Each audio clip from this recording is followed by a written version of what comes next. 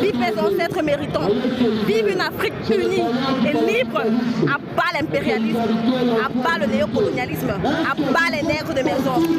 Chers Africains, nous avons intérêt à être unis, à se voir comme les enfants issus d'une même mère, des enfants issus d'une même terre, car notre histoire est fraîche. Nous avons une histoire en commun, une histoire qui nous unit, une histoire qui nous appelle à retourner à la source, à défendre nos intérêts.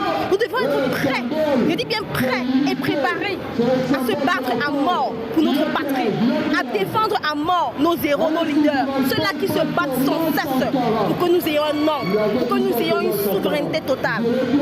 Ça me fait mal de voir qu'il y ait des nègres de maison qui ne comprennent pas qu'ils ont intérêt à rejoindre la lutte car ils viennent de quelque part. Ces nègres de maison qui défendent les intérêts des autres peuples et pourtant ces derniers n'ont jamais défendu les intérêts de l'Afrique sinon que l'exploiter, la détruire à 100.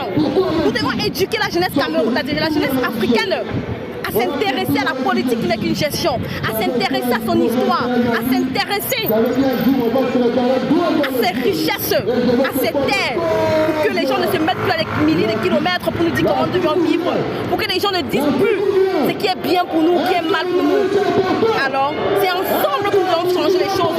Nos héros, nos leaders ont besoin de nous. Ils ont besoin de nous. Seuls, ils ne peuvent pas. On vient tous de quelque part. On a intérêt à être unis. Seule l'union nous sortira de ce jour que je vous assure. Uniquement l'union, il n'y a pas d'autre solution. À bas Paul Biya.